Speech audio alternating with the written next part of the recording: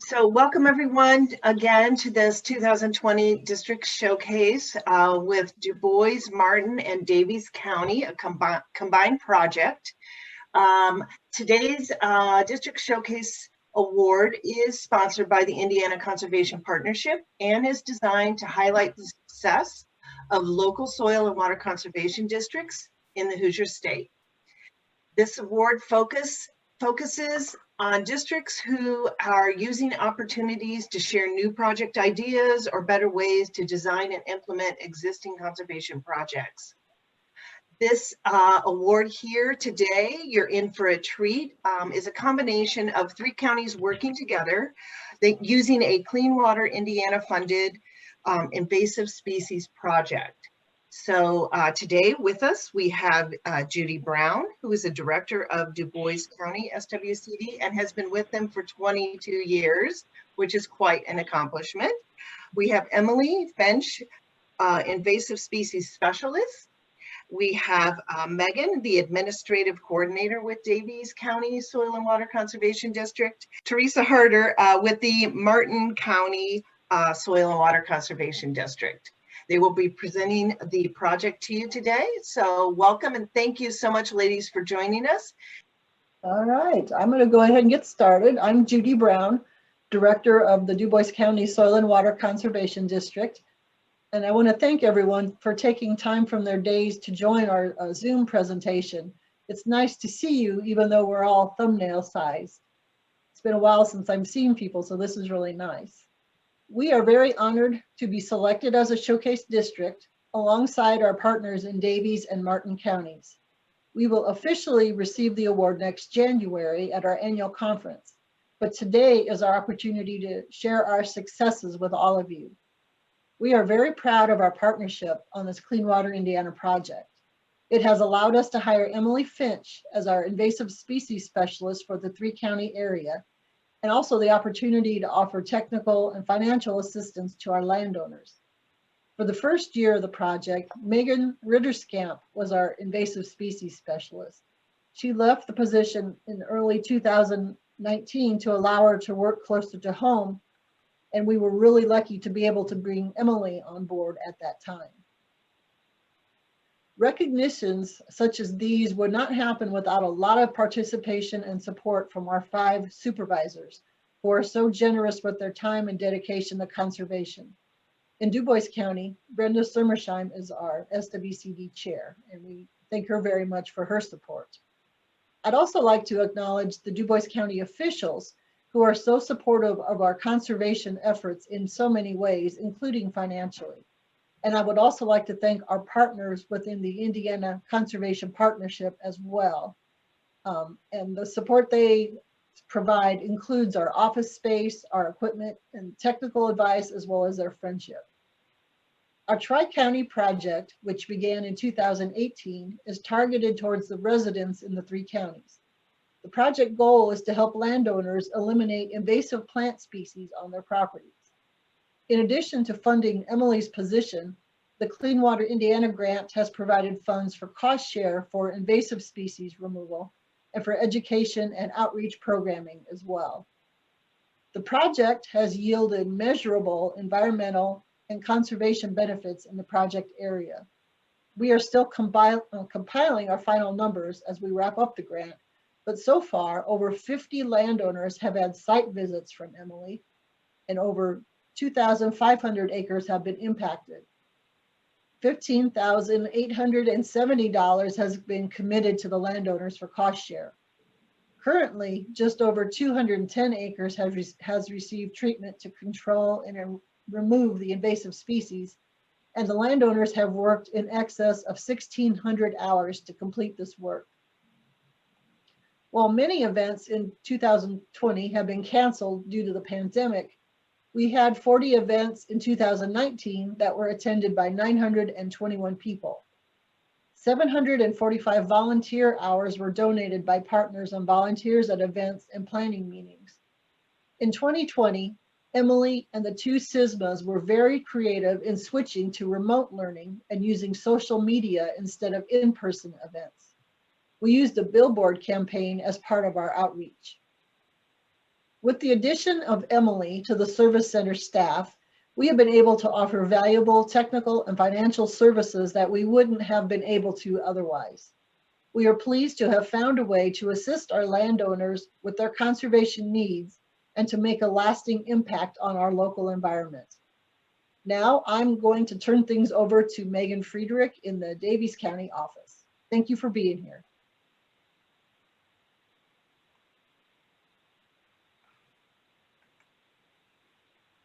Okay. Hi, I'm Megan Frederick from the Daviess County Soil and Water, and I am the administrative coordinator over here. I actually started in August of 2019, so I started right in the middle of this grant, and I had a lot to learn about grants in general and invasive species because I had never really been around it much before. And I know it opened up a lot of opportunities for Daviess County because we had a lot of landowners who did the cost share, and then it spread by word of mouth from there to all of our landowners. Some things that's been beneficial for Daviess County is they started the Daviess Martin Systema, and in that group there's some landowners. We have local DNR, we've got Purdue Extension, and one of our actual board members for the SWCD is in that group, Rob Sullender, and he is actually part of DNR and works for the he's the manager at the Glendale Fish and Wildlife area. So that was very beneficial to have in the group. And then they also partnered with the West Boggs Park that is in Martin County to get the group going, and they let them use the facilities for meetings to start up and all that kind of stuff. And then they had events where they could do videos and trail walks at the park.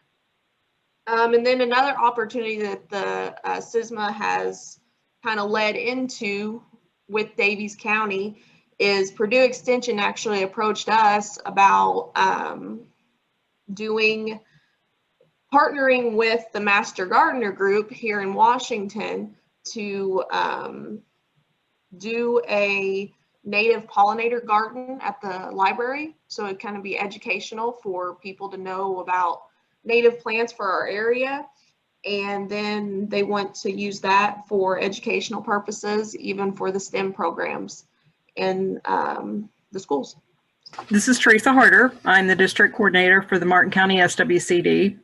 And first of all, I'd like to thank our supervisors, especially Chairman David Gregory, for their guidance on the grants and how we should present this to the public. Our county council, county commissioners, and many, many partners. Of course, the State Soil Board for seeing the need for this project and awarding us this grant. A special thank you to our former chairman, Joe Williams, who participated in the program. Sadly, Joe passed away unexpectedly days after his project was completed. And if anybody knew Joe, you knew his passion was to kill every calorie pear on the planet. He started that passion years ago, before most people even know what an invasive species was. In the past, Martin County's worked to educate landowners on the existence and harmful effects of invasive species. The response from landowners has always been, now that we know they're there, what do we do about them? Considering a third of Martin County is forest, including Martin State Forest, Hoosier National Forest, and the State Nature Preserve, it's important for our landowners to be aware of invasive species. Being a low revenue county, we had no funding available for a technician. And that's where Emily and the Clean Water Indiana grant comes in. In the past, we had to pass landowners on to neighboring county ag agent Ken Eck. And now, thanks to the Clean Water Indiana grant, we have a technician to answer landowners' questions and to do on-site visits if necessary. Martin County is so grateful to receive this grant and to be included in this district showcase award. And thanks to all that were involved and that have helped us along the way. Now I'm going to pass it on to Emily to tell you more about this project. Thank you.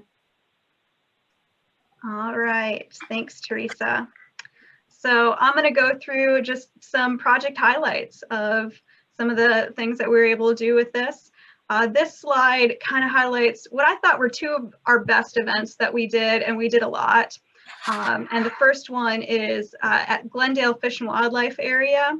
The Daviess Martin Systema, as pretty much their first big coordinated event, held our resource management fair. And so we got a bunch of volunteers to station different booths around the building there at the property. And so the one big picture here, we have Brian Finch manning the wildlife station with a bunch of different furs, and as well as some taxidermy samples that they had there at the Fish and Wildlife Area. In the upper left-hand photo, you can see Dave Kataka, who's our regional fisheries biologist. They had actually done some sampling on the lake that day, and so he pulled a bunch of different aquatic plant samples to show people so they could learn the different native and invasive plants that were present there. And the other two photos here in Dubois County, they have done a kind of a guest speaker series.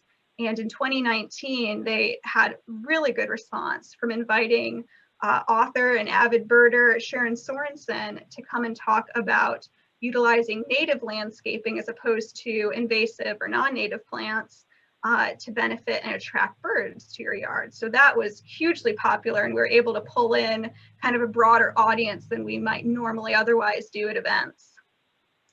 And the Systemas really were crucial for us to be able to host so many events because we had other Systema members, both representatives from partnering agencies and just citizens that were very enthusiastic about it, helping us at these. On the top left photo, we have several volunteers in Dubois County helping to pull garlic mustard at Ferdinand State Forest. That has turned into an annual event for us. In the other top photo, we have our great citizen volunteer, Karen Worrell from Martin County, leading our wildflower walk at the Bluffs of Beaver Bend, south of Shoals. And the bottom photo, back in 2019, the first year of the project, in Dubois County, we decided to host a workshop aimed at educating teachers about invasive plants. So we have one of our Systema members there, Justin Herbaugh, who's a private forester in the area. In that slide, he's talking about Ailanthus or tree of heaven. We talked to the teachers about different invasive plant issues that we have in the area, as well as resources that they have as teachers to try to teach that subject matter in their classrooms. And that was a very popular event. We've also done workshops geared towards landowners. We had a special event last year in targeting information about native landscaping.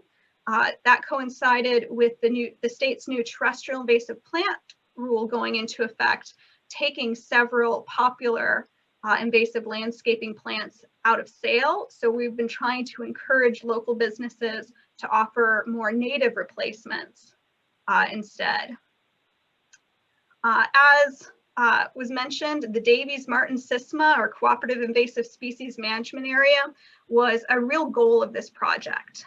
When we started, there was already the Invasive Species Awareness Coalition in Dubois County, but Daviess and Martin counties did not have a Systema representing them. So the bottom left photo was actually our very first meeting in December of 2018. We had a lot of folks come. The middle photo, Daviess SWCD technician Ryan Harner is talking to some folks about the Systema at our resource management fair. We were able to produce a brochure. We've been meeting regularly, a little less often in 2020, but still meeting. And I am just amazed. Every time I have a meeting and people still show up or volunteer for events or suggest ideas of new things, I'm just really impressed with their enthusiasm. Marion Mason, who is a member of the group and works for the Hoosier National Forest, had this to say. Hoosier National Forest is spread across 9 Indiana counties. The formation of the Daviess Martin Systema has been instrumental in providing invasive species outreach in those counties, a function our staff alone would not be able to accomplish. We look forward to this organization continuing to grow and the removal of invasive plants from public and private lands in South Central Indiana.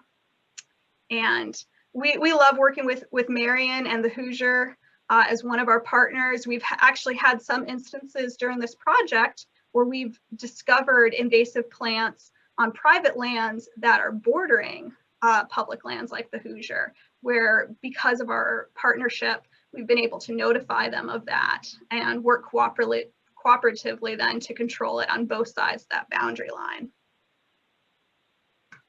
Before COVID, we were really into public events and the vast number of volunteers that we get through our Systemas helps us be able to staff booths at those public events. So on the left here, you can see our Systema volunteer and also Master Gardener, Hilda Sparks, talking to someone at the White River Valley Antique Show in Daviess County. She actually helped us to be able to get some space to have invasive species materials at the Master Gardener's booth there. So we kind of shared that space with them. In the middle photo, we have Ken Blessinger in Dubois County at the Ferdinand Folk Fest. It's been really popular there, especially bringing some live examples of invasive plants that are potted to be able to show people exactly what they look like. And on the left, a great annual event in Jasper is the Jasper Home Expo.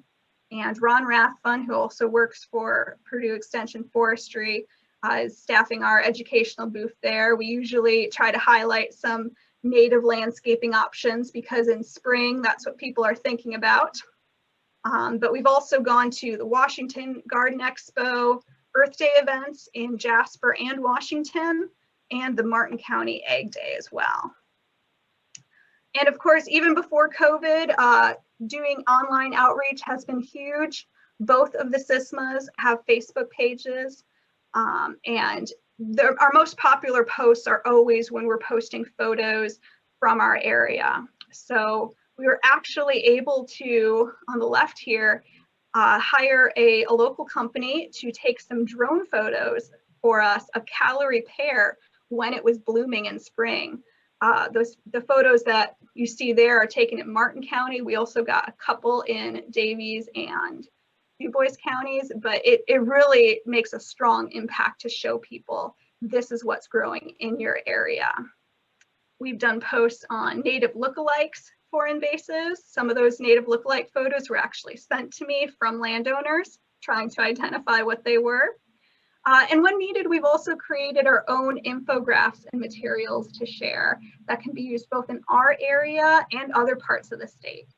So when the terrestrial plant rule went into effect during this project, we did have people wondering, well, what do I do if I'm still seeing, Japanese barberry for sale or winter creeper?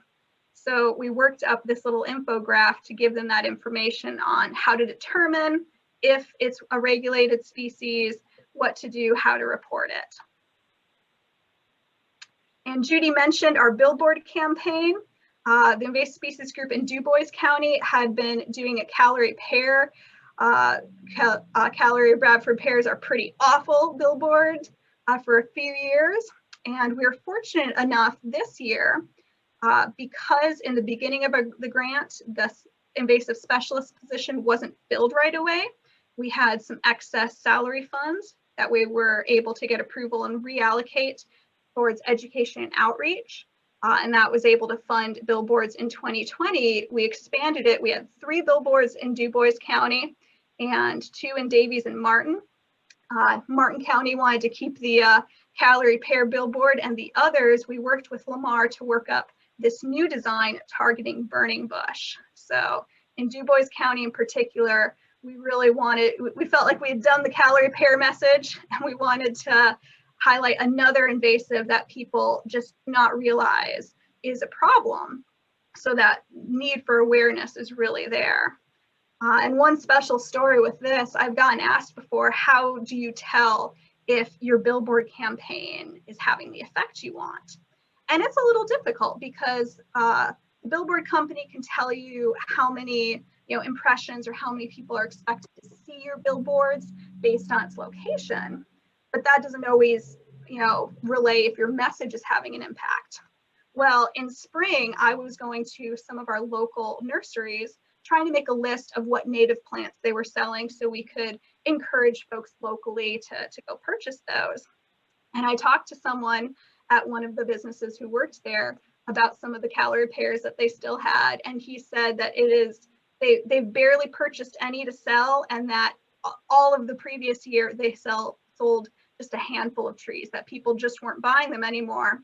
And he didn't know who had put up these billboards or who I was representing, but he said, quote, "Whatever it is you guys are doing, it's working."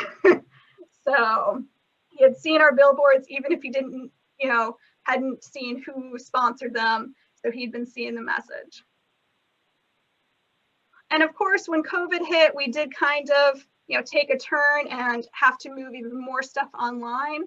But we've been pretty successful in it. So one of our most popular things we did was in spring, we still wanted to do something with our wildflower walk, especially since it was around the stay-at-home order. Everyone, was trying to find things to do outdoors. So we turned our wildflower walk into a virtual event. It's a 30-minute video taking you all through the bluffs of Beaver Bend and all the beautiful wildflowers that are there. It's available on the Daviess Martin Systema Facebook page and YouTube channel, and it was a huge hit. Since then, we've done some individual species videos on poison hemlock. We had a teacher request a pre-recorded video. So our Invasives 101 for high schoolers video. So I was able to pre-record that, and that is on the Dubois SWCD YouTube page. That has been nice because anyone can use it, whether they're in our counties or surrounding counties. And I've had a couple of teachers where I've gone and dropped off then at the school some physical materials and invasive guides for them to also use. Most of our Systema meetings have been entirely virtual, although we did have one, the photo in the bottom there. The Dubois group met the other week to plan their 2021 activities, and we had a very successful hybrid meeting. We were able to have a few people in person, and then you see the tripod there. We had a tablet going for a few individuals to also join us virtually. It worked out very well. We were doing handouts before COVID hit as paper handouts. Now they're online.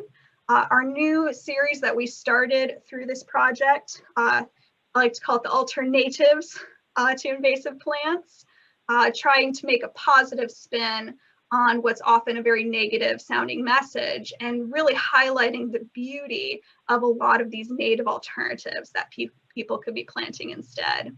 So we started with calorie pear and burning bush, but then this year we added invasive ground covers, Japanese barberry, and we also let Megan Ritterskamp moved to work in 5 other neighboring counties, and she utilized our template to make a handout on alternatives to heavenly bamboo or nandina, which is a plant that's toxic to birds. So it's a big concern in her area.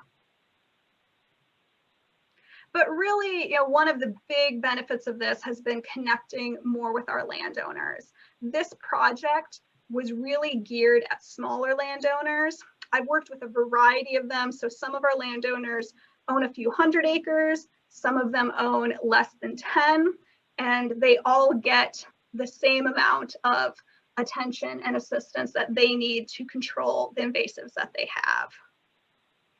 So just getting into a few of the stories that really make you understand that it's all worth it. 2 of our first landowners to sign up for the program were Randy and Hilda Sparks up in Odin in Daviess County. And I already mentioned Hilda, they're master gardeners. They've since become very involved in our Systema. They really push us to partner with master gardeners and do new projects. But their property, they had just over 7 acres filled with invasives, a lot of it winter creeper, as you can see on the photo on the left. It was carpeting the ground, it was climbing up almost all the trees. It was pretty intensive. And the photo on the right, you can see it's not the exact same area, but that area had looked pretty much the same. they have done a substantial job in just the first year of clearing it out. I was amazed when I did the follow-up visit with them. But perhaps the better thing is after we signed up Hilda and Randy, we had 3 different neighboring landowners contact us over the course of a year to come out and take a look at their properties. And lo and behold, they also had some pretty substantial winter creeper. One of them also had English ivy. You can see here in the upper left-hand photo, that is Robert Sassano. He's the neighbor directly to the north of the Sparks and has the biggest winter creeper vine I have ever seen. Even before he knew how bad it was, he cut this off of the tree because he was impressed at how large the vine was. And 2 of the landowners signed up for our cost share program. The 3rd, it was a little too late towards the end of the grant, so they didn't sign up. But together, collectively, they're working to manage 49 acres that's nearly contiguous in that area. They've all been talking about the one holdout landowner in between them. So we're hoping to push this message more in that area. Maybe when we meet it, can do meetings again in the future, even holding a little workshop on one of their properties and inviting all the neighbors to demonstrate how to control winter creeper vines. So this is one of our landowners in Dubois County, Dennis Wickman. And he had this to say about our program. I have benefited a tremendous amount from the program. My understanding of control methods and timing, species identification, location and priority for controlling invasives, opportunity to network with others dealing with similar problems, and access to specialists in the field have made management easier. The on-site visits are invaluable to actually see on my property what plants need to be eliminated and then formulate a plan to achieve that goal. So, and Dennis, we have had a few changes in his management over the time we've been working with him, because we did a site visit in spring, and then come summer, lo and behold, he noticed a new grass growing in the area and he sent pictures, and it turned out it was Japanese stilt grass. So we had to keep adding and adjusting to his plan based on what we knew. And he's been a trooper with us working on it. So he's showing off some dead multiflora rose there on his property. This is another property owner in Dubois County. Gayholtzman is pictured there, and she had this to say. This program allowed us to hire a contractor who has invasive removal knowledge to help with the removal of invasive plants. The job would have been overwhelming without his help. The site visits identified what we needed to control. The technical assistance gave us the information on when and how to fight the invasives. And the cost share allowed us to buy equipment and the physical help for a job the 2 of us would have struggled with to complete. So we love hearing from our landowners to find out what worked for them and what didn't in the program. And both from their feedback and from what we've kind of looked at, we do have some lessons for other groups looking to establish an invasive cost share program. So our program, we decided early on that we would have 2 different rates for our invasive cost share based on how dense the infestations were. $60 per acre for low to moderate infestations and $80 per acre for moderate to high, with a maximum of 10 acres. We really want to promote controlling invasives on these smaller acres. So for landowners that might not otherwise be eligible for a program or reach out for assistance because they had lower acreage. The program would start with a site visit from myself. I'd assess what they have there, write them a management plan, and draft up the cost share agreement where the acreage that they'd be working and the species they would be controlling were specified. After that, they were given a year, sometimes a little bit more. A few of them had their agreements extended to do the work. They would get a follow-up visit from me to confirm if they had completed everything, or maybe we did have some landowners that only completed partial acreage, and then they'd submit a claim form with their receipts to be paid. So that was one thing we did have in there, is they had to provide receipts for reimbursement. They were only reimbursed for actual costs. So some of the lessons learned and things we would change moving forward. First thing, our follow-up visits are essential, and actually something that I think I will do as time allows going into the future, even with landowners that don't receive cost share. Because just about every site visit follow-up that I did, I turned up something new or some new information for the landowner. So this is an example from Dubois County on Gayholtzman Farms. And you can see on the left, I was inspecting the property with one of the landowners, helpers there, Dave Schrader, at some nice dead tree of heaven. And it really sticks out during the summer to see what's been killed. And as we were driving along the edge of the fields, you could look into the tree canopy and notice what looked like something further back that looked like tree of heaven. So we investigated, and we found this photo on the right of a massive tree of heaven that we had not noticed initially and was not included in the initial agreement, because it had been so thick up closer to the field that we hadn't noticed this big tree back behind it that might be the mother tree source of their whole infestation. it was the biggest tree of heaven I've ever come across. So other property owners, we've identified Japanese stilt grass on our follow-up visits, because a lot of the time my initial visit might not be during the growing season, but my follow-up visit is. So we identify new invasives not previously discovered.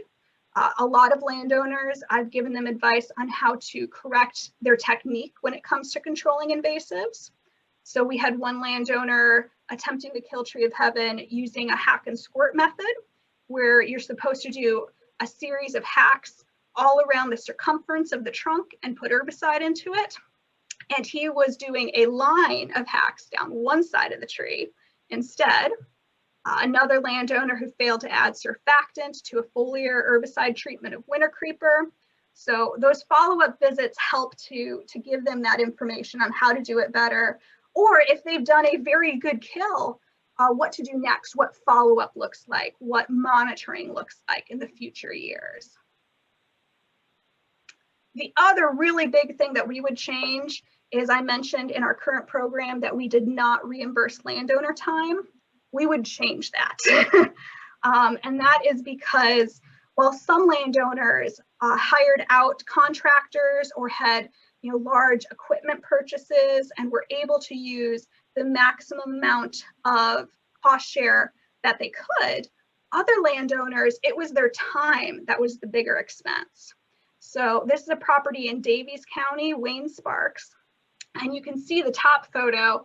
My first site visit with him was in spring, and the Asian bush honeysuckle is just as green as can be in that understory. And he had about 10 acres of that. And the bottom photo was in summer, but you can kind of see that dead layer now at the bottom. He did a hell of a job treating his bush honeysuckle, but it was him, a backpack sprayer, and a borrowed brush saw. So he did not actually use our maximum amount that we had allocated for him, which is a shame because he put in a lot of work. I think it also would make it more kind of fair for landowners. If they aren't choosing to use herbicide, they might not have very large expenses. And so it kind of makes it more even across the board, regardless of what you choose to do for your control work.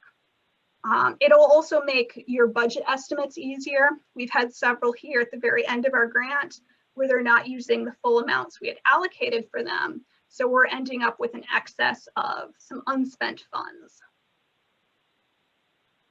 The other thing, and this is just something to consider when you're looking at properties and evaluating what you want to set for your cost share, is consider unique situations, because when it comes to invasives management and the cost of removing invasives, it can vary greatly based on the property, the species, the density. The photo on the left here, those 4 trees that are marked are all tree of heaven that were in Mary Smith's backyard in Daviess County. And it only, if we drew the acreage around it, it was only 1/3 of an acre. but it cost her $800 to have those 4 trees removed. So we did end up admitting her to in the cost share program. We paid her half of our acre rate, so she got $40. She's been a great sport about it, though. We're really glad to have worked with her. But after that, the SWCD talked about it, and we decided moving forward that we would have a minimum of 1 full acre to be admitted to the program. The other photo on the left there, Lee May, also in Daviess County. He had some health-related issues this year, so it was harder for him to move around, but he really wanted to tackle the giant autumn olive that was on his property himself. So he bought this used mini excavator for $18,000 just so he could do that. So we had to talk about how we would reimburse that with an equivalent rental rate. So just a few final thoughts as we think about our project. I think we've all agreed that having my dedicated position is really worth it. I feel like 3 counties is a good service area to cover, especially with help from our partners and volunteers helping with events. The invasive cost share program, it can be tricky. Once we finally got it down, it was good.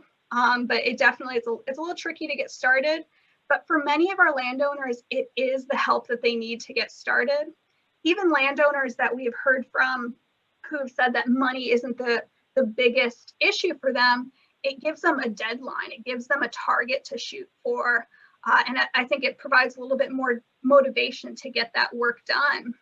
We've also had landowners, I think, that have tried different herbicide or techniques that they might not have otherwise because they didn't want to have that extra herbicide or equipment cost.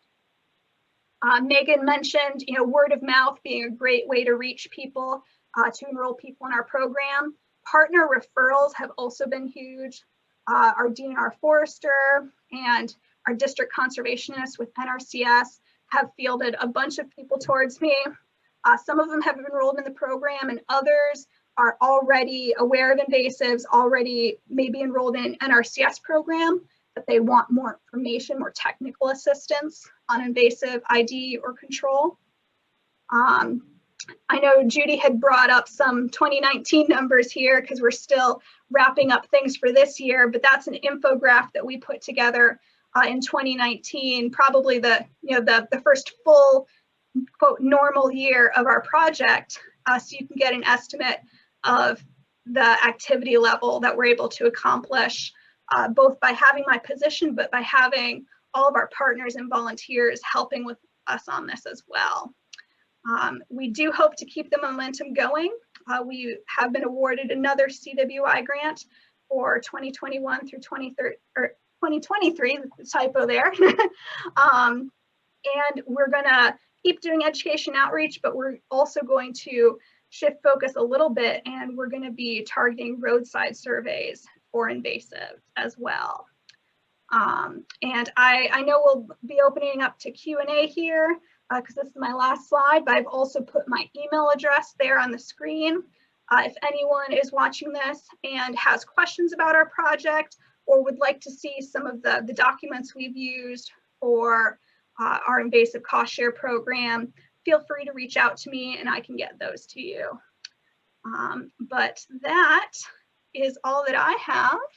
I think we can open it up to Q&A. I don't know. Well, one thing I actually did want to point out that Jerry mentioned that I forgot of is not only did we have partners referring landowners to us, but we did have some landowners where I did a site visit to assess their invasives, and then I referred them on to NRCS's EQIP program because the extent of their infestation, like we could provide them some money, but it was a much better long-term solution for them to enroll in EQIP, where they could get more money for more years to make a better, really first dent on their infestation. I have a comment. This is Joe.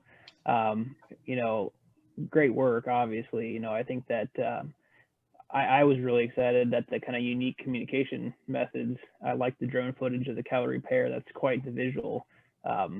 Things like that are much more impactful, I guess, on folks when you can have something like that that's visual. And I love the Billboard campaign and kind of the cheekiness of the message there. You know, I think those are the types of things that it's hard to, in our world with everything going on in everybody's lives, to get people's attention for even just a short span of time. So I think both of those kind of are good examples where you've done that. And then I wanted to say too, Teresa, I appreciated your comment about this grant providing an opportunity that would otherwise be unavailable to your county. And I think when I think of CWI, that's what I think of, that this can potentially provide. And I guess I do have a question, and Emily, maybe you can help answer this, or all of you. You know, when you look at landowners and their issues and how they address invasive species, do you think that more of the issue is a financial resource concern, or is it more of where you have issues with their knowledge level and the ability? So where do you think really, and maybe it's a combination of both. I was just curious if you had any insight into that. I mean, it's definitely a combination. I will say every landowner that I have gone out with has learned something. So even if they already had a good solid base on and they were aware of invasives, doing a site visit with them, you either find a new invasive they weren't aware of, or you talk to them and give them more options for control techniques that they weren't previously aware of. So they still all learn something, and that's been probably the thing that I have gotten the most feedback on, what's been useful. But the money and the ability is definitely something for them. We've had some landowners that got site visits and management plans, but didn't enroll in cost share because of like physical limitations or ability to get the work done. And I mentioned, you know, for some where it's a much bigger money issue because they have more acreage to deal with, that we've referred them on to NRCS and EQIP. And I do know of at least one that actually did go through with an EQIP application within the time frame of our project, because I've talked back and forth with our district conservationist here in Dubois County about them. This is Ray Chatton. I've just got a comment and a question I want to throw out to the district staff involved in this partnership. First of all, I just want to congratulate you. I think it's an amazing thing you're doing there. But as you look forward, I'm wondering whether there is a strategic effort on your part to reach out to your local officials to gain county funding to sustain Emily's position and just strengthen your program. Judy, if you want to take that one. Yes, yeah, I just unmuted myself. We actually began working on that. I started by talking to our highway superintendent. He's also he's the chair of the county weed board. And I started by talking to him about the possibility of adding Emily as a joint staff member between Soil and Water and the county highway department. The county highway department here has already been very active in their pursuit on invasive species, and he's very interested in that. So we had developed a proposal, and right about the time that we were getting ready to take that proposal to the county officials to add Emily as a full-time staff member, as a county employee, COVID hit. So right now we're looking at budget cuts, and we're looking at, you know, shortfalls at the county level. So we had to take a step back. So we kind of put that on the back burner, and that's something that we'll begin to work on again, maybe in 2021, to elevate that. When we received the grant this year, the state soil board, they're covering the salary for Emily now, for next year, but we have already begun to look at alternative sources for the cost share. And so, we're looking at alternatives for making this independent of NRCS. I'm sorry, the state, clean water grant. I was thinking we need to thank NRCS when I said that, but we are looking to make it a county program, independent of clean water money. Well, that's good to hear. I think you've got an amazing story to tell, and the need for to address invasive species is just so important. So I encourage you to go before all three of your county councils and keep up the good work. Thank you, Ray. We really do appreciate the support of the State Soil Board in providing us the funding to have Emily as part of the team, because she is able to go out and give that one-on-one service, and that is invaluable.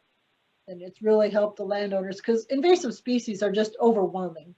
When you look at the landscape and there's so many of them, it just helps to have that management plan to kind of break down what you need to focus on and how you need to handle it. So we do thank you for that support financially, as well as I did want to thank NRCS for thank them for their support, because they have provided an office and they have provided computer equipment for Emily. So this doesn't happen in a vacuum. It really is a partnership. And I think that's my cue to talk. I'm Taylor Gunluck. I'm the district conservationist here.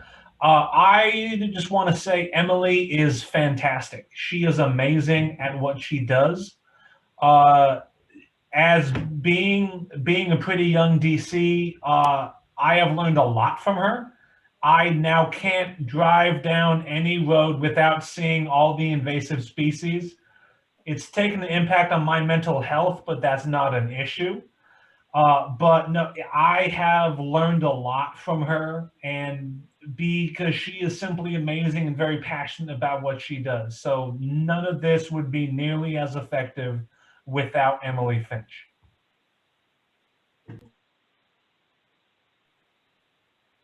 Thanks, Taylor.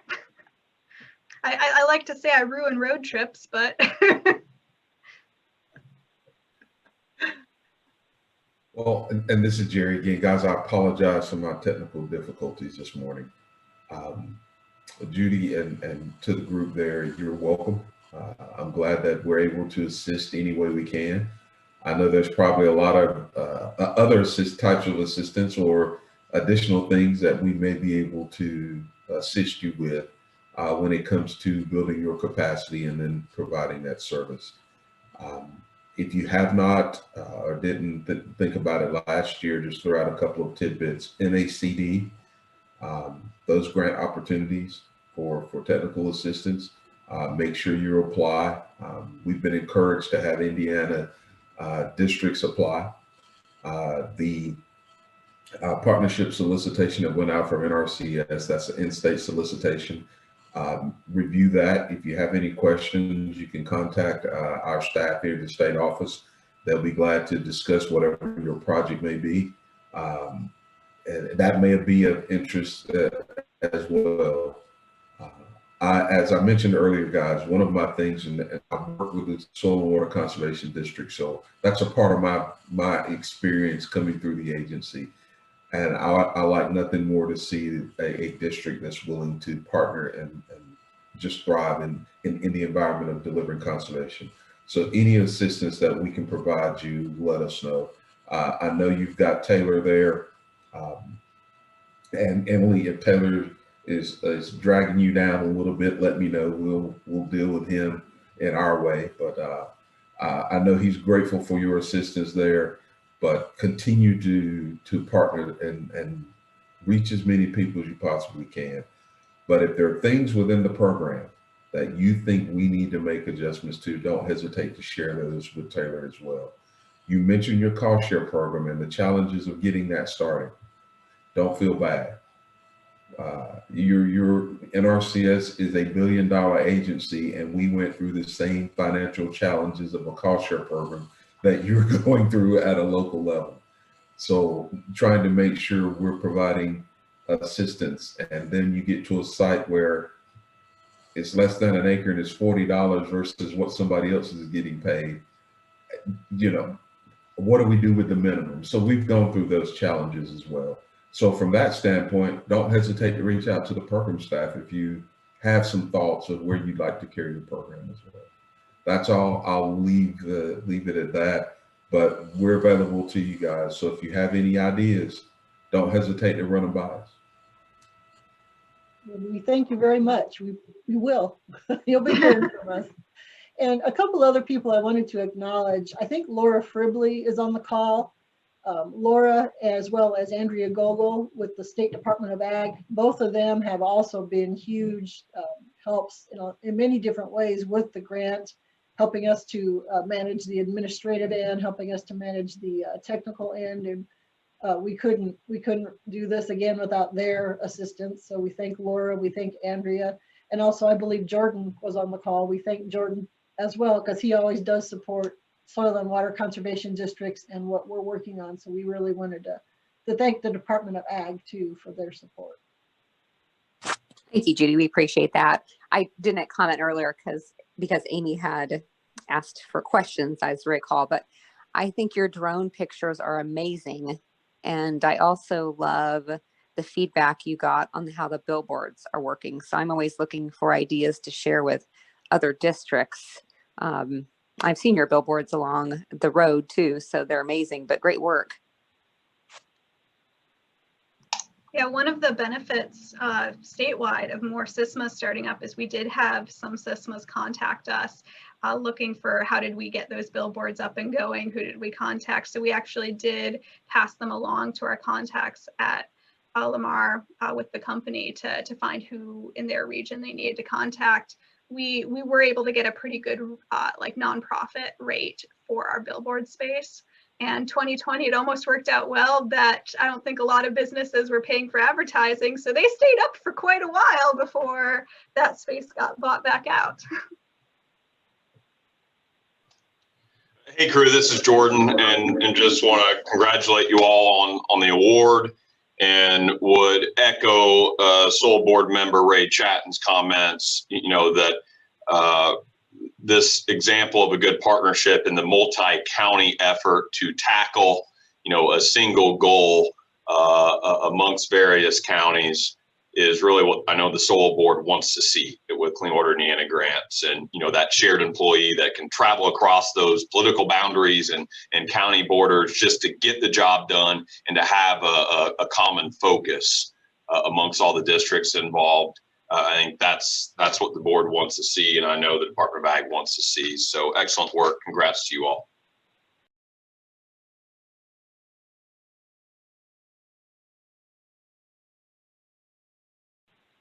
Thank you. Thanks, Amy. Thanks, Joe. Thanks, Amy.